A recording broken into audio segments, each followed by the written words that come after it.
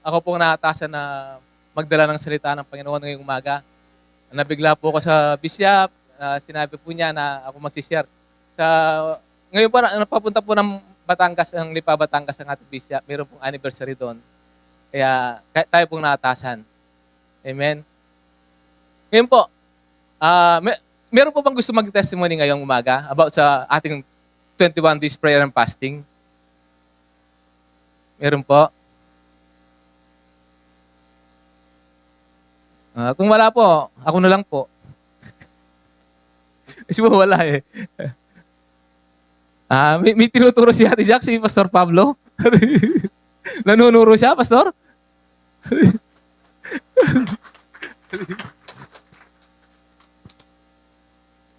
Thank you, Pastor. Praise God. Good morning.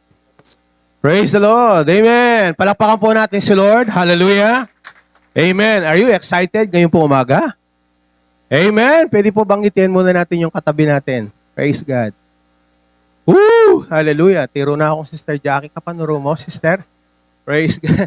Actually po, ako bisang mag-testify sana muna today. Po. Kasi titipunan ko po yung kaya ganaganang bagay na gagawa ng Lord ka na ako. Pero siguro this is the right time na mag-share ko pong bagya. Amen? Kaya pong may labas sa Rise and Build, po. Actually, may bitin ko po personally. Kasi ita pong previous, may po makayang akatsapuita. Pero, praise God, po, kaya pong may labasan na nakalya po tiro yung ginu. Po. Personally, kaya ka na akong biye. Po. May itong pong linamutak na ng ginukanako itang yung pong isang bagay na inalis ng Diyos sa akin, yung bawasan mo yung kanin, rice, po, kasi prayer and fasting.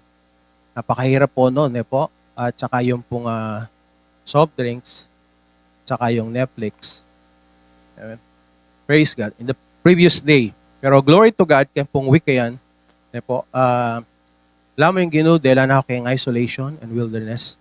Actually, yung BMB po ngayon, ako personally as pastor, dahil na ako pong Lord king isolation. Pero, yung metong assurance ng Lord, binigyan na ka na akong word, hanggang king magalang, mag-sync po ka na ako, I put you into an isolation not to hurt, not to harm you, but to teach you more and give you more breakthrough. Ana pong Lord, king ka na akong BMB. And I hear more God's voice, po, direction na ng Ginoo nung makanano. Just be calm, po. Just keep on confessing your faith in the Lord. At patuloy yung Ginoo na dakalya po binyeng lesson, message, po. Nung buri mong akwayan, kuwanan mo anang Lord. Po. You need to celebrate, po. Celebration is a declaration of your expectation. Ano ning ginokimbi ako. Kaya po, itang the blood of Jesus. The blood of Jesus is the liquid love of God. Iyan po, kakit ko po yan, mamagos, during the activation king kaya katamang conference. Pero last anyang Friday, ng tiro ng Pastor Zion King San Fernando, po, Alben Pita, paulit-ulit. Actually, ako po, Alben Keita, paulit-ulit at mag-syncing ka na akong isip. Every season, yung ginutin niyang gagawan. Pero king CIY today, at this generation, this point of time, yung gagawan ng ginu talaga. Po, niya may excite tamo po, ikayungan. Po, king gagawa ng Lord. At itang season na ito, tayo po dapat palampasan. I-position nyo na yung sarili, i-position nyo na ang sarili nyo, and then expect greater things from God. Po, at sigurado nga tinyang gawan, Lord. Ewan nyo po, after ng Nehemiah, he built the wall. Minuna is Zerubbabel, po, may building temple, po, iba't in wall, revival, in mga palyari after that. Ini po yung time na anytime in revival. In fact, ini po gagawa na ng Lord. In chain of revival.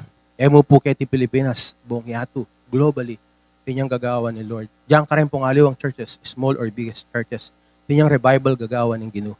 Pero in revival begins in our hearts. Makanita po mag-flow ya kaya katamo. dakal pong bagay na bring kong share pero ayaw po yung time ini. Kaya pong family ko, praise God, especially kang Shalom, ne po, ako po yung metong nga breakthrough ming tinggap, po, baloy po yung mga labasan, Shalom, fulfilled nurse ne po ini. Praise God. Ito po yung metong nga breakthrough na tinggap me, ne po.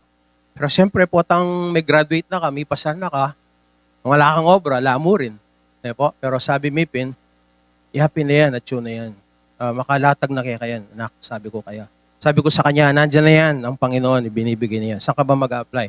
So, and so, and so, and so. So, let's keep on praying. Ne po? Biyan na pong Lord yan. So, ano pong milyari? The past few days, may apply, then po hanggang applyan na ma-approve na yaman. For the glory of God. Ne po? Walang problema mo, ka rin niya mamili. Kareta hanggang areta. So, struggle, yung mga struggle na yan. So, praise God. Ne po? Bukas, final interview na po niya sa kanyang final na trabaho na magsisimula na siya. So for that, sa amin pong family, it's a breakthrough. Ne po? Akin mo po tang ding anak, mag-aral lang, matapos sila. Masarap pala yung magtapos sila. Pero masarap din yung makapasa sila. Pero mas masarap pala yung magtatrabaho na sila. Ne po? Praise God. So napakabuti po ng Lord. Lastly, ang word na vision and dreams, tinuro ni Lord sa akin, yung incubation, po, last na po. Yung pong incubation, meto nga word, ganyan ng Lord, critical moment. Po, kaya katamo. Yung pong incubation, yung mga dreams natin, pag in-incubate po natin yan, it takes more suffering, sacrifices, energy. Po, it takes time. Kaya kailangan po ang ating tamang incubation, na anumang bagay incubate tamo, we need to be serious and on guard in every area ng buhay po natin. Kasi po balo tamo po ang ating incubation ng manok na po. Kaya ang brooding ang manonda atin miyapsa, atin miyapsa. Yeah, we need to be sensitive kareta pong bagay areta. So these are a lot of wisdom na bibigyan ng Lord. Pero praise God, ngayon pong abak na po, tintama pong preachers. Napasalamat ko po, all glory to God. Amen? Praise God. Expect greater things from God. Ating kami pong incubation, nagagawan ngayon, bubuktot na mamasa kami na anytime mga anak kami. Amen? Praise God. So glory to God po. Purihin ang Panginoon. Amen. Pastor, thank you very much. God bless. Po, napakatindi po ng testimony. Kung meron po tayong nililimliman, pagpatuloy po natin. Hindi pa po, kahit po tapos na yung 21 days of prayer fasting natin, pwede pa rin po tayo magpatuloy. Gaya po ni Pastor yan, mayroon pa rin po siyang nililimliman. Maglimlim po tayo. Amen? Amen? Siguro po wala na po, no? Magte-testimony. Siguro ako na lang. Amen. Ako po isang bunga rin ng isang prayer and fasting. Ako po backslider for 17 years. Lumaki po ako sa Sunday school. Bata pa po ako, nagsa-Sunday school na ako. Pero nung nag-high school po ako, na-backslide po ako na nadala po ako ng kamunduan. Na barkada po, kasi po nakikita ko mga barkada ko noon, masasaya sila kasi yung Kristyano po nung mga bandang 80s, mahirap po, palagi kang tinatawag na borbolen. Borbolen again, sabi po nila. Kaya po ako nahiya, magdala ng Bible, nahiya po ako noon. Kaya for 17 years po, na-backslide po ako. Ano yun po, nung tinawag po ako ng Panginoon, matindi po, munting na po akong mamatay. Nagkaroon po ako ng komplikasyon sa likod. Nagkaroon po ako ng tama sa likod. Sumusuka na po ako ng dugo. Konting-konti lang po, mamamatay na ako. Alam mo po, dahil sa 21 days prayer and fasting, sa panalangin po ng ating mga pastor, ng ating mga leaders, nabalik po ako sa Panginoon. At ngayon po, naglilingkod muli. Amen. Kaya kung tayo po, kung meron po tayong pinagpipray, wag po tayong sumuko. Ang nanay ko po, di sumuko sa akin eh. Ang nanay ko po, pagtulog kami, pinagpipray kami lahat. Kasi po, ako po, uwi ko sa bahay, kung minsan, lasing po ako, umiinom po, mahilig po ako sa, kasi po, nagdadrive po ako doon dati sa Clark, meron po kami service dyan. Yung mga barkada ko po, yung mga kasama kong driver, niyayaya po akong minom. Napapasama po ako.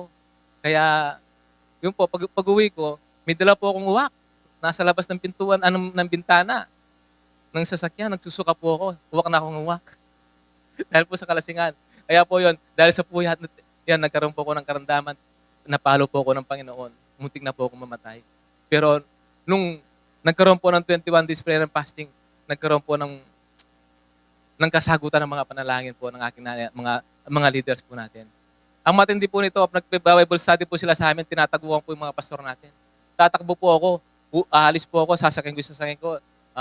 Basta aalis lang po ako, ayaw ko po makarinig ng salita ng Diyos. Kasi po naging, parang hindi na po ako nanimala sa Panginoon noon. Kasi alam ko, bata pa ako eh. Alam ko, gusto ko pang gawin yung gusto kong gawin eh. Sabi ko, bata pa ako, di pa ako mamamatay, sabi ko. Hindi muna ako magbo-born again, sabi ko. Kasi di pa darating ang Panginoon, bata pa ako. Sabi. Hindi pa ako mamamatay. Pero hindi pala ganon. Anytime po pala, pwede tayong kunin ng Panginoon. Kailangan po, maging ready po tayo. Buti lang po, ako'y muling naibalik sa Panginoon. Nandito po ako sa inyong harapan. Ngayon po, ginagamit ng Panginoon. Amen. Huwag po tayo magsawang manalangin. Yung mga mahal natin sa buhay, panalangin po natin. Kagaya ng nanay ko, di po siya nagsawa sa akin. Si Bishop po, di po nagsawa sa akin. Kaya po, kinakausap niya ako, minsan, nakainom po ako. Okay lang po sa kanya. Pero nagbunga po yung ano niya sa akin, yung panalangin niya. Ngayon po kasama niya ako sa gawain, sa vineyard ng ating Panginoon. Amen? Ngayon po, kaya po ngayon ako nag-arise po. Yan, eh. Kaya tamang-tama po yung ating tema ngayon, arise and build. Amen? And be restored. Yun po ang ating tema ngayon. Sino po bang na-restored dito sa 21 days of prayer and fasting? Amen. Marami pong na-restored sa atin tulad po ng ating mga panalangin. Amen? Yung ating pagbabasa ng Bible. Yung panunod natin ng mga Netflix. Amen? Yung mga social media nabawasan. Amen? Lalo na yung mga pots nabawasan yan. Na-restore tayo. Amen? Amen. Ayusin ko lang po yung ano ko. Yan. Arise and build. Yan. Ang ano po natin about kay Nehemiah. What do we learn from the life of Nehemiah? Pasensya na po kayo, medyo dumidig yung dila ko. Yan. Ano po matututunan natin dito? From the life of Nehemiah, we can learn valuable lessons about leadership through prayer, unwavering commitment to a vision. Yan. Si ano po, prayerful po yan. At saka yung commitment po niya, yung vision niya, talagang nakikita po niya. Meron po siyang vision. Yung commitment niya. The ability to motivate others, overcoming obstacle with courage and faith, and prioritizing integrity and diligence in achieving a goal, especially when faced with opposition or discouragement. Essentially, exemplifies the power of dedicated leadership fueled by deep reliance on God. Tayo pong lahat, para po matutuan natin yung para yung matutuan po natin yung buhay ni Elijah, ni Nehemiah, kailangan po magkaroon tayo ng marubdob na panalangin. Amen. Yung commitment natin sa ating Panginoon, sa ating vision. Ano ba yung vision natin? Ano ba yung vision ng Panginoon? To win souls and make disciples. Yun po ang vision ng ating Panginoon. Kailangan po magkaroon tayo ng commitment na ganon. Tsaka mag-rely po tayo sa ating Panginoon. Wag po tayo mag-rely sa tao. Kung nag-rely po tayo sa tao, ang gagawin lang ng tao, iiwan lang po tayo. Amen. Ako po, nag-rely ako sa mga barkada ko. Nung may karamdaman na ako, iniwan na lang po ako. But hindi na po nila ako kakilala. Yung naglingap mo sa akin, yung aking mahal sa buhay. Yung pong nagmamahal sa akin, yung pong nagpipray sa akin. Amen. At saka yung Panginoon, hindi po niya ako pinabayaan. Alam mo po, nung pong na-hospital po ako, siguro po isang bulati na lang hindi nagpirma. Kasi po, inihingal na po ako eh. Yung nagsusuka na po ko ng dugo eh. Yung dugo, talagang press po yung dugo na lumalabas sa akin, marami. Pero sa biyaya po ng Panginoon, dahil may mission pa tayo, hindi pa tayo kinuha. Amen. And then, meron po tayong panawagan. Kaya po siguro hindi pa ako kinuha ng ating Panginoon, meron akong panawagan. Saan man po tayo naroon, meron po tayong panawagan. Hindi po yung nandito ka sa pulpito, yung pastor ka, pwede kang, yun ang panawagan mo, hindi ka na, magsishare ka. Pero kahit nasa secular world ka, pwede mong gawin ang panawagan mo, yung win souls and make disciples. Amen. Alam mo, yung 21 days prayer and fasting ito, pinagpipray natin yung ating calling. Ano ba yung calling natin? Yung calling natin baka nasa secular world, nasa trabaho sa labas. Alam niyo po, yung asawa ko, testimony ko lang po ito. Puro testimony po ito. Amen. Pupunta po tayo testimony kasi ayaw niyo mag-testimony eh. Yung asawa ko po last year, yan, prayer and fasting din po. Umiiyak po siya. Sabi niya, maglilingkod siya sa Panginoon. And then, nagpipray po siya. Patuloy po siya nagpipray. Sabi niya sa akin, mag-resign na ako, sabi niya. Maglilingkod sa Panginoon, sabi niya. Sabi ko, wag ka mag-resign, sabi ko. Eh, nung may nakita siya, nasa Peñal po tayo, yung conference po natin doon, meron pong sa sulat na nakita sa kanyang panalangin. Nagagamitin daw siya ng Panginoon, gano'n, gano'n. Hindi na po ako umimik, talagang nananalangin na lang po ako na, Lord, gisingin niyo po ang asawa ko, sabi ko. Eh, gising na pala. Ngayon po, naglilingkod po siya sa Panginoon. Nag-resign po siya sa bangko, manager po siya sa bangko. Alam mo po yung sweldo niya, hindi siya maliit. 6-digit po yung sweldo niya, pinagpalit po niya dahil maalan niya ang Panginoon. Amen. Hindi ko po tinataas ang asawa ko, pero bilib po ko sa kanya, mahal na mahal niya ang Panginoon. Minsan po nagseselos na ako, pero wala akong karapatan na magselos. Kasi ang Panginoon ang mahal niya eh. Amen? Sabi nga dito, what do we learn from the life of Nehemiah? Nehemiah knows his calling. Alam po yan kanyang panawagan. Sabi niya, the kind of significant impact one individual can have on a nation, Nehemiah served a secular office using his position to bring back to the Jews order, stability, and property focus on God. Yan. Yung significant individual si Nehemiah po, ano pong trabaho niya? Siya po isang cupbearer. Ano pong trabaho ng isang cupbearer? Yung isang cupbearer po, yun po yung nauunang tumitikim sa mga pagkain ng hari. Kung mamamatay yung hari, kung nilalason siya, si Nehemiah po muna ang unang mamamatay. Amen, ganun po yung trabaho niya. Pero hindi po niya tinignan yung trabaho niya. Tinignan pa rin po niya yung significant ng kanyang mga ginagawa. Yung paano niya po ma-build yung wall ng Jerusalem. Amen? Next, paano natuklasan ni Nehemiah ang kanyang panawagan? Nehemiah isang katiwala ng kopa ng hari ng Persia. Katiwala po siya. Kagaya ng sinabi kanina, na una lang po ako ng konti. Yan. Katiwala po siya. Alam mo po, isang katiwala, talagang, yung, alimbawa, yung isang hari, pinagtitiwala yung isang bagay sa iyo na kahit anong gawin mo, okay siya. Kagaya ng Nehemiah, pag tinikman niya yung alak, pag okay sa kanya, hindi siya namatay, okay din sa hari. Amen? Ganun po kahirap ang trabaho ni Nehemiah. And then, sabi din dito, letter B, nalaman niya ang tungkol sa estado ng Jerusalem mula sa kanyang kapatid at iniyakan niya ang lungsod. Sa pagiging cupbearer po niya, alam niyo po yung pagiging cupbearer, yung trabaho po ni Nehemiah, maganda na po yan eh. Pero nagkaroon pa rin po siya ng burden. Nang malaman niya ang tungkol sa estado ng Jerusalem mula sa kanyang kapatid at iniyakan niya ang lungsod. Migwep niya po, ginagaya po. Kasi po, itang panawagan at sukaretang kareng kababayan. Itamo po kaya, no, niya po yung panawagan tamo. Amen. Siguro po yung panawagan tamo, at siya po kareng pamilya tamo. Amen.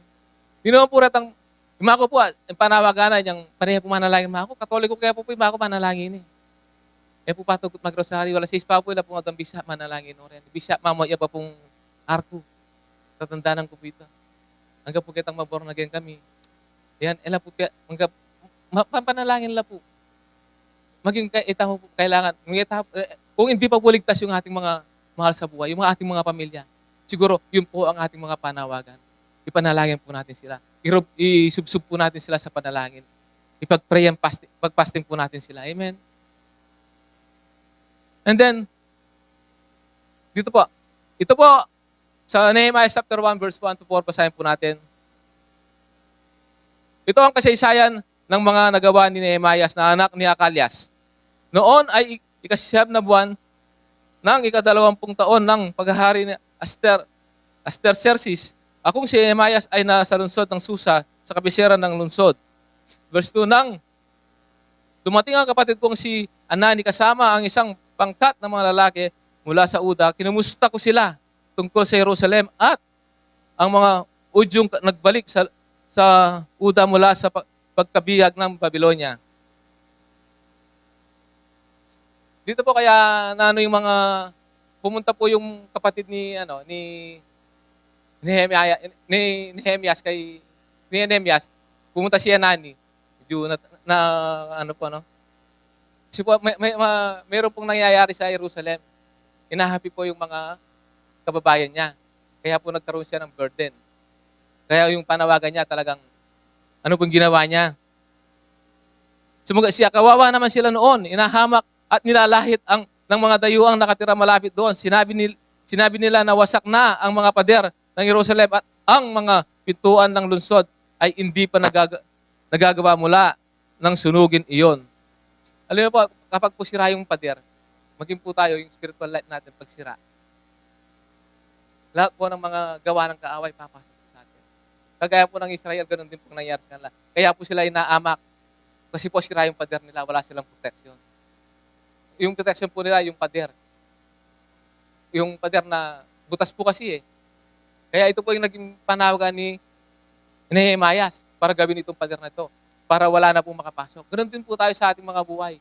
Kung meron po tayong mga tawag dito, yung mga yung sira yung pader natin, ano tawag dito, yung mga yung may papasukin yung kalaban. Halimbawa, yung mga kasalanan natin, binabalik-balikan natin. Kailangan isara na po natin yan. Isuko na po natin yan. Amen? Ganun din po ang nangyari sa mga Israelites. Kasi po, nabihag po sila ng mga Babylonia sa matagal na panahon. Nung bumalik po sila, sira na po yung pader na sunog na po. And then, nang marinig ko ito, naupo ako, napahiyak. Ilang araw akong nagdalamhati at nagayuno. Nanalangin ako ng ganito sa Diyos ng kalangitan. Napagtanturan niya na may layunin siyang ibalik ang Jerusalem para sa karangalan ng Diyos, letter C, at sa katiwasayan ng Israel. Narinig po niya na mayroon mo siyang panawagan. Napagtamto po niya. Kasi po, naawa na po siya sa kanyang mga kababayan eh. Sabi niya, nanalangin siya ng ganito, O Panginoon, pakinggan ninyo ang panalangin ko at ng iba pang lingkod ninyo na nagnanais magparangal sa inyo. Pagtagumpayin po ninyo ako ngayon at luhubin po ninyo ang kahabagan ng kahabagan ako ng hari. Alam niyo po, may panawagan po sa atin ng Diyos. Subalit, hindi ang Diyos ang tutupad ng panawagan na nais natin. Kung tutugon tayo, sa sandaling tumugon tayo, maaasahan natin ang tulong ng Panginoon. Alam po, lahat po tayo may panawagan eh. Kung hindi po tayo tutugon sa panawagan ng Panginoon, wala pong mangyayari sa panawagan ng Panginoon. Kung si Nehemias po hindi siya tumugon sa panawagan, ano po, yung mga Israelites po, baka po wala po yung Israelites ngayon, baka Palestine na po yung nakalugar doon. Amen? Anong ginawa po ni Nehemiah? Siya po yung nanalangin. Yung marubdob na panalangin. Sabi niya, O Panginoon, pakinggan ninyo ang panalangin ko at ng iba pang lingkod ninyo na nagnanais magparangal sa inyo. Pagtagumpayin po ninyo ako ngayon at luhobin po ninyong kahabagan ng hari, sabi niya. Alam po, meron po tayong mga misyon. Kung meron tayong panawagan, meron tayong misyon sa mundong ito. Ano po yung misyon natin? Ang misyon ni Nehemias ay muling itayo ang pader ng Jerusalem at ibalik ang pananampalataya ng mga tao ng lungsod. Ganon din po tayo. Marami po kaluluwa na wala dito. Isa na po, sinisip po po. Meron po tayong misyon. Iwin po natin sila. Mag-focus lang po tayo na i-build po natin yung kanilang mga spiritual life. Ganon din po tayo. Alam niyo po, yung mga pamilya natin, maraming sa atin na minsan hindi natin kasama, lalong-lalo na po, mahirap po natin gawin ang ating, yung ating mga kasama sa bahay. Yun po ang unang nating misyon. Amen? Ano ang ginawa ni Nehemias? Muling itinayo ang pader. Muli po nating itayo ang ating altar sa ating Panginoon. Amen? Start na po natin to this 21 day of prayer and fasting. Hindi po natatamos dito in 21 days na prayer and fasting. Patuloy po tayo na gawin po ito. Pag-fasting po natin sila. Si Nehemias ay nag-ikayat ng mga tao upang tumulong sa muling pagtatayo ng mga pader ng Jerusalem. Nag-mission po siya, nag-ikayat po siya. Ganun din po tayo, mag-ikayat din po tayo ng mga tao. Huwag po nating ayaan na tayo lang po maliligtas. Amen? Ano pong leadership roles ni Nehemiah? Nehemiah acted as a leader, organizing the people and motivating them to participate in the construction effort. Yan. Sumama po tayo na i-build po natin ang mga buhay ng mga tao. Yung wall po nila kailangan maitayo po natin. Magkaroon po sila ng protection. Amen. Magpatuloy lang po tayo. And then, pinalakas ang pananampalataya. Si Nehemiah ay nagtrabaho upang palakasin ang pananampalataya ng mga Hudyo. Amen. Nagtrabaho po siya. Ano pong ginawa niya?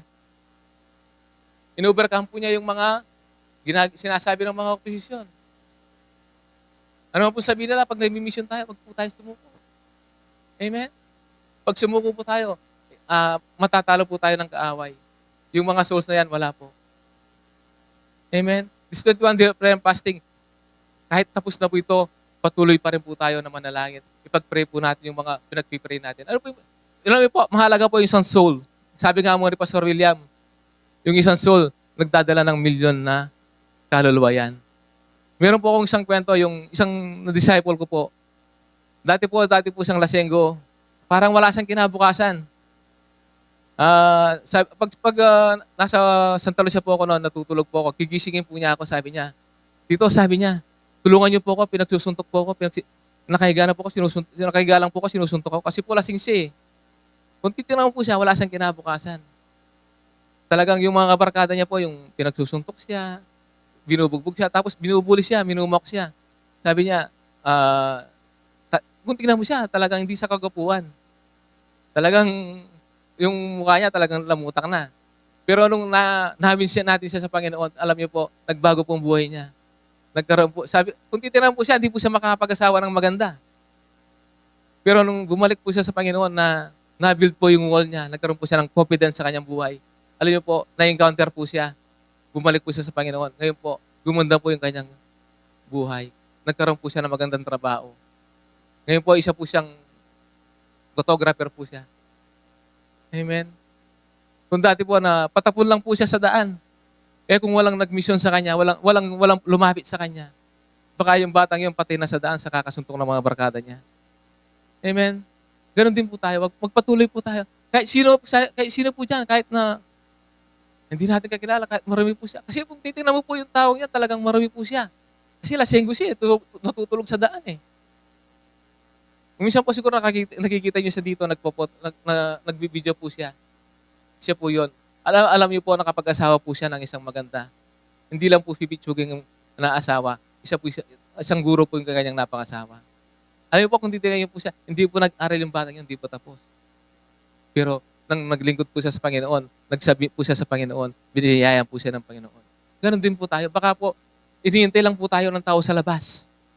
Tayo yung pag-asa niya na si Jesus ang pag-asa niya nila. Tayong gagamitin ni Jesus ng ating Panginoon. Amen. Siguro kaya nung kinasya sa akin, kinuha niya ako ninong, palagi siyang, pag nakikita niya ako, ang saya-saya. Masaya naman ako dahil nakikita ko siya, yung buhay niya maganda. Amen. Sino po bang masaya pag may namin ka, yung buhay niya gumanda? Amen. Kaya yun po ang magiging mission natin ngayon. Amen. And then, nakaakit ng igit pang mga Israelita. Ganon din po tayo, makakaakit din po tayo ng maraming souls. Kung kagaya ni Nehemiah. Sinigap ni Nehemiah na ikayatin ang igit pang mga Israelita sa lungsod mula sa mga nakapalibot na lugar. Yan. Tayo po nakapalibot dito. Yes, magdala lang po tayo ng souls. Kung ilan po tayo dito, dodoble po tayo. Amen. Marami pong maliligtas. Tapos, yung one souls na yun, magdadala po yun ng isa. Baka hindi lang po isa, baka marami pa po. Amen. Hindi ko lang po nakuha yung notes ni Pastor William about yung kay sino ba yun? Tindale? Yung kanina, yung umaga, nung nakaparinig po kayo. Yung nakapag-win kay Billy Graham. Opo. Si Billy Graham po, ilang souls po ang naligtas sa kanya? Million po. Baka po yung i-win natin, baka million din po. Amen. Hindi na po tayo magkasa dito. Amen. Our mission is to, evangelize, to love people. Amen. Letter D, gumawa ng mga pagbabago. Tayo din po gagawa ng mga pagbabago. Amen. Kung yung disciple ko pong yun nagbago, kayo din po, mayroon din pong magbabago sa pamamagitan nyo. Gagamitin po kayo ng ating Panginoon. Amen. Si Nehemiah ay nagsimula pa ng mga reformang moral at pagsamba upang muling italaga ang mga Hudyo kay Yahweh. Yan. Kasi po nakalimot po yung mga Hudyo. Nakalimutan po nila kasi po kinalimutan po nila ang Panginoon. Kaya po anong nangyari sa kanila? Pinasok po sila ng kaaway. Ganun din po tayo. Pag wala po tayo sa kalooban ng Panginoon, papasukin po tayo ng kaaway. Kaya po ako, nagkaroon po ako ng karamdaman. Lumaki po ako sa Sunday school. Tapos yun, iniwan ko po yung Panginoon. Anong nangyari sa akin? Pinasok po ako ng kaaway. Nasira po yung wall, yung barrier po. Munting na po akong mamatay. Buti lang po, na-rebuild po ulit. Amen. Ganun din po tayo. Mag-rebuild po tayo ng mga wall po natin. I-rebuild po natin yung wall ng mga iwiwin po natin.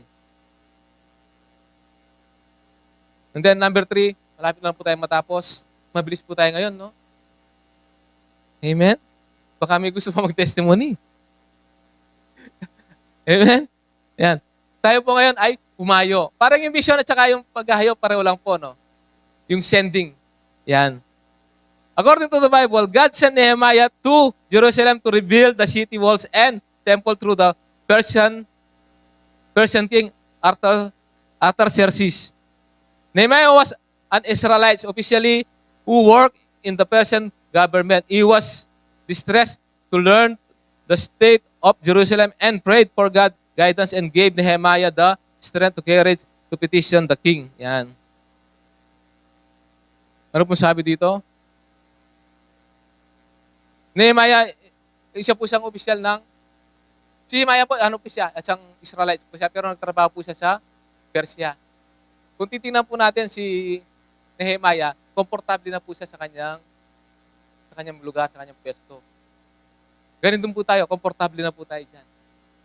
Nakaupo, nakikinig. Amen. Pero marami pong naghihintay sa atin na nangangailangan ng salita ng Panginoon. Amen. Kagaya po ni Nehemiah, hindi po niya tinignan yung kanyang trabaho kahit maganda po yung trabaho niya. Amen. Kahit na kumikita siya ng marami. Alam mo po yung sweldo ng isang cupbearer, mahal po siya. Sabi nga po ni Pastor Mirna nung sa prayer fasting natin, pang-apat po ata sa pinakamataas na posisyon sa Persia yung cupbearer. Nandun po yung pinakamataas. Siguro po yung sweldo niya, talagang malaki po. Amen. Ano pong nangyari? Kahit na po siya komportable na sa piling ng hari, nanatili pa rin po siya na, hindi po siya nanatili doon, kundi umayo po siya. Pumunta po siya sa kanyang mga kababayan. Iwinin po niya muli. Binalik po niya sa ating Panginoon. Kasi po, nagkawatak-watak po yung mga Israelites noon kasi po, dahil sa kanilang mga kasalanan, sumuway po sila sa ating Panginoon. Amen? Sabi dito, God has pleased with Nehemiah's commitment to serving Him and made Him possible for him to return to Jerusalem. Sabi dito, and please give. Meron siya kailangan dito Alam mo po, si Jeremiah, ito, na-excel po siya sa Persia for 50 years. Kung titingnan po natin, kami lang po, nalahar kami na nasa 25 years, 28 years na yata. Pero hindi ko na po binalikan yung baryo namin. Kasi po, komportable na po ko dito sa resettlement. Kasi po, yung babalikan ko doon, wala na kaming bahay doon. Yan. Pero meron po siyang burden. Si Nehemiah, binalikan po niya. Kung titingnan po natin, komportable na po siya dito Talagang masarap na po yung buhay niya. Kasi kadikit niya yung hari, ano man pagilingin niya sa hari. Sisi lang po siya sa hari, bibigay niya. Kung humingi po siya ng Lamborghini, bibigyan ng hari siguro. Pero wala pa mo Lamborghini, joke lang yan. Hindi po totoo. Kung ano pong ihilingin niya, siguradong ibibigay po ng hari. Amen? Pero hindi po siya nanatili doon dahil sa pag-ibig niya sa kanyang mga sabuhay, sa kanyang mga kababayan. Amen? Alam niyo po, meron po tayong lugar sa Bacolor, sa Cabalantian. One day po, meron pong babalik doon. Meron po tayong lupa doon. Magtatayo po tayo ng simbahan doon. Marami pong nangailangan doon. Amen?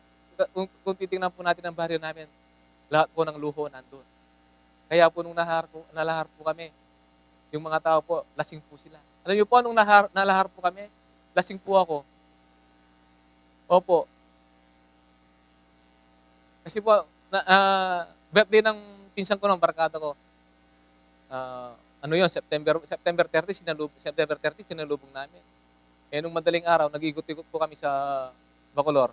Nakita namin, tumataas yung tubig.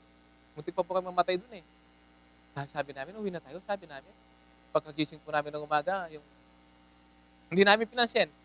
Pagising po namin October 1 ng umaga, yung bahay po namin puno na ng tubig, ang dami ng mga isda sa bahay. Opo, yun po. Kaya po, medyo naligaw ako. Yan.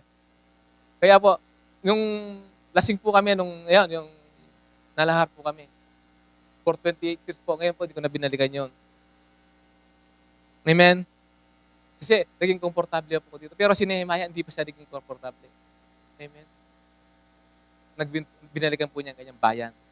And then, letter B, the king gave Nehemiah permission to rebuild the walls and harm, escort, and extra resources. Tingnan niyo po ang favor na binigay sa kanya ng Panginoon. Amen? Dahil po sa kanyang panalangin. Alam niyo po si Nehemiah, bago po siya lumapit sa hari, nung dumating yung kapatid niya, hindi po siya lumapit. Siya po yung muna umiyak.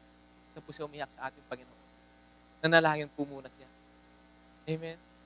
Alam niyo po, ang nanay ko, maraming luha ang lumuha sa kanya para sa akin. Opo. Namatay pong nanay ko, masama pong loob niya sa akin. Opo. Kaya, alam ko po, pinatawad na po ko ng Panginoon. Amen. Kaya, dito po, si Nehemiah, yung lahat ng favor na ibigay po sa kanya. Sabi dito, sa verse 8 ng Nehemiah chapter 2, And please, give me a letter addressed to Asaph, the manager of the king, forest, instructing him to give me timber. Yan. Inutusan pa po yung hari para bigyan siya ng timber, sabi niya. And then, I will need to make beams for the gates of the temple fortress, for the city walls, and for the house for myself. And the king granted this request because the gracious hand of God was on me. Yan. Pag tayo po'y nanalangin, amen, yung kamay po ng ating Panginoon, sa atin po yan. Gagabayan po niya tayo. Amen. Ako po siguro, kung hindi po ako na-born again, baka wala po akong dito, baka patay na po ako. Kung wala po yung kamay ng Panginoon na umawak sa akin, baka sa mga karamdaman ko po, baka patay na po ako. Baka wala po akong asawang maganda na manager sa bangko dati. Amen. Alam niyo po, yung asawa ko po, di po niya ako papansinin. Kasi po, marami pong naliligaw dyan, mga pastor, mga engineer, mga taga-ibang bansa. Alam niyo po, pinag-pray po siya ng 3 years. Sabi ko sa Panginoon, Lord, bantayin niyo po itong babaeng ito, Panginoon. Ingatan niyo po siya, Panginoon. Inutusan ko po ang Panginoon talaga. For 3 years po, di niya ako kilala.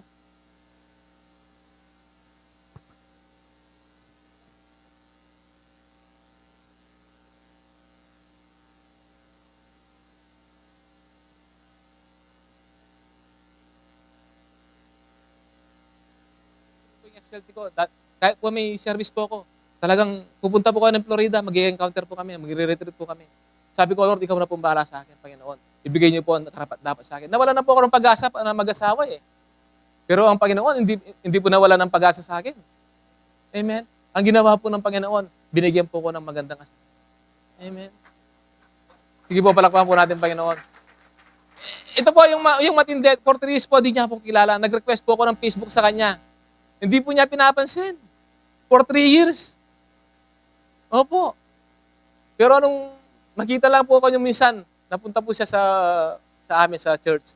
Sabi niya, parang may kuryente akong naramdaman, sabi niya. Opo, yun po, naglalakad po ako, nauna po kasi, sasamahan ko po siya sa bishop, magpapakaunsil po yata. Yan po, parang may naramdaman kuryente, sabi niya. Tapos po, doon na po nagsimula. Hanggang sabi ni bishop, inutusan ako sa bangko, sabi niya, kunin mo nga gamit sa bangko. Sunday yun, kahit napagod ako. Pumunta po ako, nandun siya. Napasid na po niya ako kasi 3 years po ako nagpipray eh. Ang sabi po niya, pogi rin pala yung kapatid ni Bishop, sabi niya.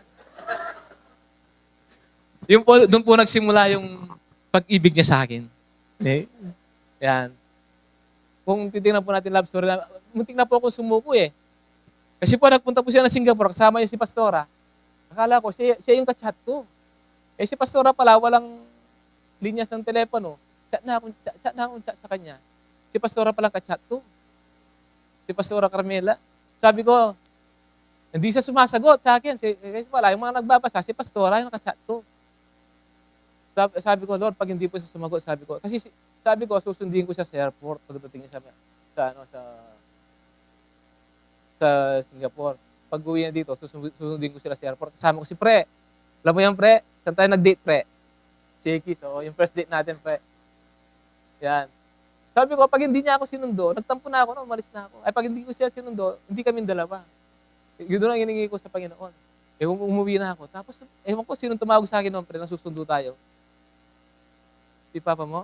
Oo, yun. Susundo na kami. Nabuhayan po ako. Sabi ko, ito na ang binibigay ng Panginoon. Mula po noon, hindi na po niya ako binitawan. Ay, hindi ko na po siya binitawan. Opo. Ganun po pag sumunod tayo sa Panginoon, mga blessing po susunod sa atin. Amen? Kaya wag po tayong matakot na sumunod sa ating Panginoon. Amen? Sabi nga dito, yung request ni Nehemiah, binigay ng ating Panginoon. Kaya isipin mo, kung tutusin, hindi niya pagbibigay niyo isang ari. Tapos, sino ba yung Israelite sa kanila, yung Persia? Di ba kaaway po nila yun? Di ba? Yung Babylonia, kaaway ng Israel. Lahat ng nakapaligid sa kanya, kaaway ng Israel, di ba? Pero pinagbigyan siya. Amen? What did Nehemiah do? Nehemiah rebuilt the walls of Jerusalem in 52 days. Ito po ay wasak. For how many years pong wasak ito? Pero ibinild po ito ni Nehemiah for 52 days. Amen? Ganon din po tayo. Ako po, wasak. Yung buhay ko po, 17 years wasak. Pero isang araw lang po sa prayer and fasting na bago po. Alam po, nagkaroon po ako ng instant healing nung na-revive po ako ng Panginoon. Meron po akong sleepless dito. Sabi ng doktor, hindi ka nagagaling, sabi niya. Makukuha lang yan sa therapy, sabi niya. Hindi ka na mapagbubuhat ng mabigat, sabi niya. Kasi yung ugat mo dito, sabi niya, naiipit na, kailangan mo operahin yan. Sabi niya. Sakto, may pinagawa ko sa sakyan kay bayaw ni Kuya Ramilo. Pina-sticker ko sa sakyan ko. Tapos nakulong ako sa church. Yung sasakyan ko, hindi makalabas. Sakto, prayer and fasting natin noon. Nasa dulo ako. Talagang yung Panginoon, kinalabit yung aking puso. Alam niyo po, umiyak po ako, hindi ko mapigilan. Ngayon po, nabuhay po ang aking spiritual ng aking spirito po. Muli pong pumasok ang Panginoon sa aking puso. Nabuhay po sa akin. At nagpatuloy po ako. Alam niyo po, worship pa lang po. Nagwo-worship pa lang po ako. Yung po, pinagaling na po ako ng Panginoon. Doon po ako namin sa Kanya. Amen. Worship pa lang po. Wala pa pong prayer. Worship pa lang po yan. Alam niyo po, ang God, pag sinuko natin talaga, buhay natin sa Kanya. Lahat ng hilingin natin, ibibigay niya. Amen. Lahat ng mga nahuhukol sa atin. Amen. Ano yun po, yung asawa ko, hindi nahuhukol sa akin yun. Pero dahil matigas ang ulo ko, sinunod ko sa Panginoon. Nag-pray ako ng tatlong taon. Binigay po. Ganon din po tayo, mga wini-win po natin. Wag po tayo magsawa. Amen. Yung asawa natin, kung matigas ang ulo, nagdadrag siya, umiinom, babaero. Wag po tayo magsawa. Yung tatay ko po, babaero, lasenggo. Pero, nung sabi ni Bishop, Lord, guluhin niyo po ang buhay ng aking tatay, sabi niya. Nagulo po ang buhay ng tatay ko, na-aksidente po siya. Alam niyo po, ang tatay ko, nasa kanal po siya, naulog. Kung wala pong nakakita sa kanya, mamamatay na po siya doon. Pero, ang ginawa po ni Bishop, yun po yung panalangin niya. Tumanggap po ang tatay ko sa ating Panginoon sa pamamagitan ng panalangin ni Bishop. Amen. Huwag po tayo magsawa. Ang nanay at tatay ko po, muntik na mag-iwalay yan eh. Dahil sa pagiging babaero ng tatay ko eh. Minsan mahuli ang tatay ko, nasa trabaho, kasama yung babae niya eh. Tapos gugod tayo pa yung tatay ko, pero hindi sumuko nanay ko, nanalangin sila, kasama ni Bishop. Bata pa po ako noon. Kaya wag po tayo susuko sa ating mga masasabi.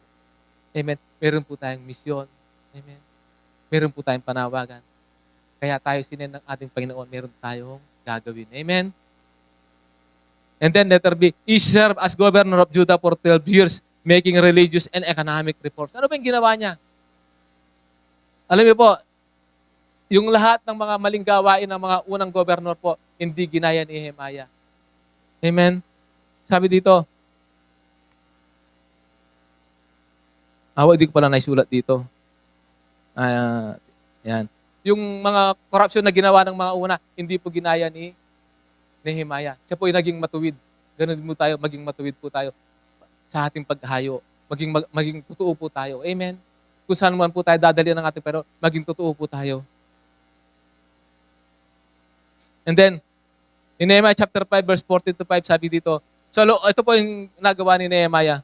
Sa loob ng 12 taon na naglilingkod ako bilang gobernador ng Juda mula ng ika-20 taon hanggang sa 32 taon ng pag-aari ni Artaxerxes, ako at ang mga kamag-anak ko ay hindi tumanggap ng pagkain para sa gobernador. Wala po siyang iningi. Ngayon po yung mga yung mga politician po natin, budget pa lang po, ginagawa pa lang po yung budget, alam nila kung magkano kanilang kukunin. Amen. Pero si Nehemiah po, wala po siyang kinuha maging ang kanyang mga kamag-anak. Verse 15, ngunit ang mga gobernador na nauna sa akin ay naging pasanin ng mga tao dahil humihingi sila ng pang-araw-araw nilang pagkain at inumin maliban pa sa 40 pirasong pilak. Pati ang mga opisyal nila ay nang-aabuso ng mga tao, pero hindi ko ito ginawa dahil may takot ako sa Panginoon. Amen. Alam niyo po, kung may takot tayo sa Panginoon, wala po tayong gagawin na masama. Amen. Marami po sa ating mga politician dito, kung sino po yung matuwid, siya pong ayaw ng mga tao. Ewan ko po ba't ganun? Kasi po, siguro hindi sila makakakuha, no? Yung ayuda nila, no? Ano po? Kaya, si Nehemiah po, ginawa po niya ang karapat-dapat na gawin. Naging righteous po siya sa harapan ng ating Panginoon. Amen? And then, letter C, he enforced the law of Moses and separated the Jewish community from their own Jewish neighbors. Iniwalay po. Ganon din po tayo. Nang nabago po tayo, di ba nagbago po yung ating mga kasama. Pero hindi na po naman po natin sila iniwan. Nagbago lang po tayo ng lakarin. Amen? On the same day, as the book of Moses was being read to the people, the passage was found that said, no Ammonites or Moabites should ever be permitted to enter the assembly of God. Hindi na sila pinahintulutan na pumasok, maging sa Jerusalem. Sabi nga dito, ano ba yung greatest law?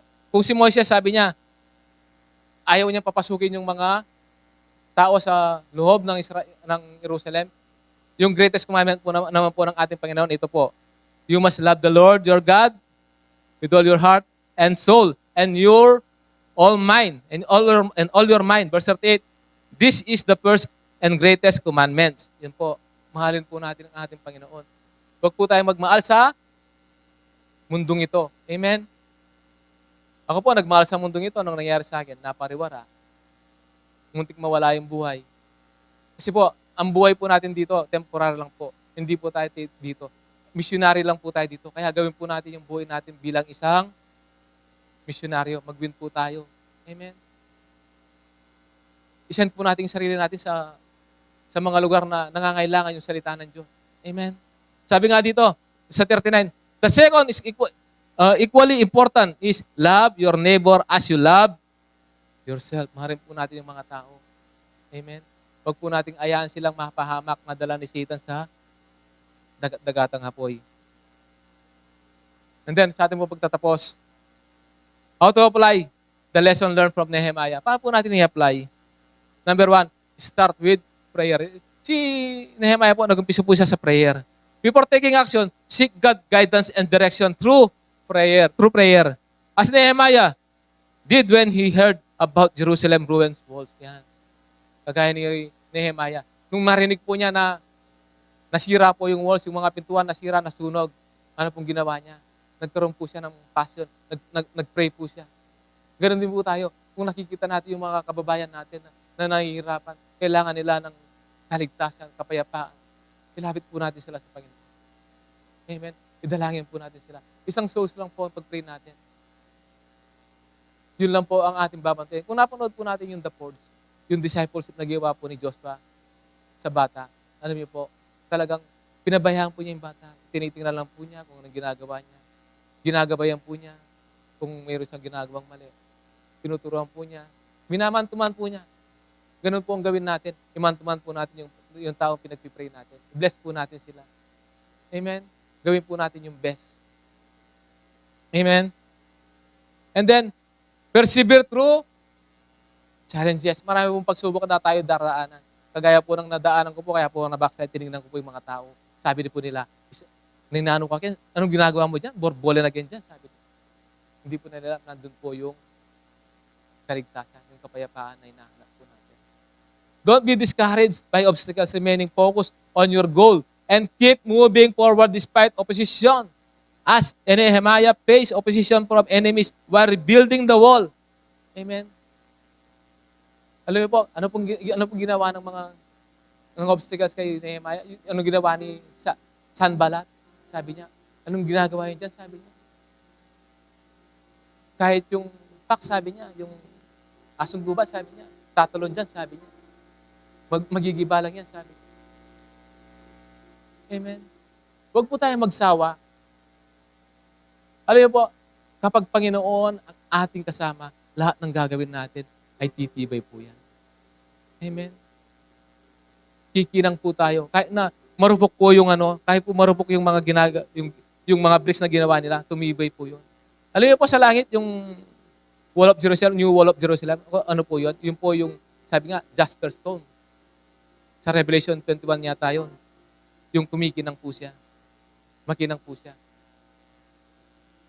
Pero yung wall na ginawa sa Jerusalem, matibay na po yun. Kung alam mo po ako, sabi nga ni Pastor Sai, kung anong kapal noon, 6 feet po yun, tapos yung taas niya, 20 feet. Paano po tatalon yung pax doon? Ang liit ng pax. Ng asong gubat. Amen. Alam niyo po, ilang araw lang binuild ni Nehemiah sa tulong ng Panginoon. 52 days. Kung ibibuild po natin yun, taon po yun. Alam niyo po, ang gamit po nila sa paggawa, isang kamay lang po. Yung isa nagtatrabaho. Amen. Ganun po kagaling ang ating Panginoon. Hindi po niya tayo pababayaan. Kaya, huwag po tayong pa-discourage sa mga obstacles na ating nararanasan. Amen. Ako po, yung mga pagsubok na dumaan sa akin, kung pinansin ko po yun, baka wala po akong yun dito. Marami rin po akong discouragement. Minsan, na hindi, may ginagawa ka, tapos sabihin na, maling ginagawa mo. Ganun. Pero kung pinagpatuloy mo na discourage ka, baka wala na po tayo dito. Amen. Wag po tayong pa-discourage. Basta gawin po natin yung kalooban ng ating Panginoon. Amen. And then, number 3, build big things for God. Ano ba yung i-build natin sa Panginoon na malaki? Build our spiritual life. Magbasa po tayo, mag-devotion po tayo. Yung word, yung worship, especially yung warfare para yung mga tukso ng kaaway, malampasan po natin. Alam mo po, minsan po, pag nagpe-pray po tayo, ito po, siguro naranasan niyo ito. Pag wala kang warfare, mayroon pong pumapasok sa isip mo. May naglalaro sa isip mo. Nawawalan ka ng focus sa Panginoon. So, once na mayroon kang word, mayroon kang panlaban. Once you worship, mayroon kang panlaban. Amen. Kaya, pag nag-pray tayo, kailangan mayroon tayong worship, mayroon tayong word, para mayroon tayong panlaban. And then, build our family altar. Ito po, importante po ito. Yung altar po natin sa ating pamilya. Patuloy po tayong manalangin. Magsama-sama po tayo mag-devotion. Amen. Ituro po natin sa kanila yung Word of God. And then, build our business career for God's glory. Amen. Huwag po tayo mag-business para sa ating sarili lang. Ibigay po natin sa Panginoon. Amen. Pag ibigay po natin sa Panginoon yung business natin, ang Panginoon po ang maggagabay sa atin. Amen. Build your care group. Yan. Especially yung care group. Siguro po, yung disciple ko noon, kung hindi ko po siya na care group, baka po, wala na po siya ngayon. Baka wala po siyang nagbibideo sa atin dito pag may event po tayo. Amen. One souls for Jesus. One-to-one evangelism po ang gawin natin. Amen. Alam po, evangelism, hindi lang po tayo maggagawa ng magbabasa ng Bible. Isishare po natin yung ating testimony. Amen. Alam niyo po, yung mga kasama ko sa Clark, nang makita po ako, sabi nila, iba ka na ngayon, sabi nila. Iba po yung nakita sa akin. Kasi kung dati, nayayaya po nila kung lumalabas, ngayon po hindi na. Kasi po, iba na yung priority natin. Priority po natin yung ating Panginoon. One person at a time. Tapos po, ibigay po natin yung best natin. Yung bless them in prayer. Panalangin po natin sila. Yung mag-establish po tayo ng relationship sa kanila. Pag-isamaan po natin sila. Magkape po tayo. Yan. Kwentuhan po tayo. Share po natin yung testimony natin sa kanila. Amen. Tapos yung Romans 6:23, share po natin sila. Amen. Yung 4 piece, gano'n. Tapos, yun po, sila na po magyaya. No? And then, share the gospel. Alam mo po, yung may nawin po tayo dito, isang pamilya. Dito, nung nawin po natin sila talagang, wala po silang, yung buhay po nila, malungkot po, yung mayroon po silang pinagdadaanan. Pero nung mawin po nila, pinuntan po namin ng asawa ko, ano po, hindi na po sila tumigil ng kakasamba po rito. Palagi po silang nandito. Na-encounter na po sila. Kasi po, kung wala pong nag-greet sa kanila, baka po yung anak nila, ano nang nangyayari sa kanila. Ngayon po yung anak niya, baka po mamaya, meron siya, or next week may testimony po siya about yung nangyari po sa kanya. And then, share po natin yung gospel, and then, yung transition. Amen? Dala po natin sila sa steps, yung shepherd's class, ano pa yung T, yung testimony, and then yung encounter, and then yung bago yun, hindi na po encounter eh. Progressive plans, progressive class, yan. Dalhin po natin sila, progressive class. Yung pong ginagawa po natin dito na every Thursday, tsaka yung ating mga care group, yun po. And then, build God Church. Tumulong po tayo sa pag-build ng church natin, yung C127. Amen? Tayo pong lahat ay tumayo. Hallelujah.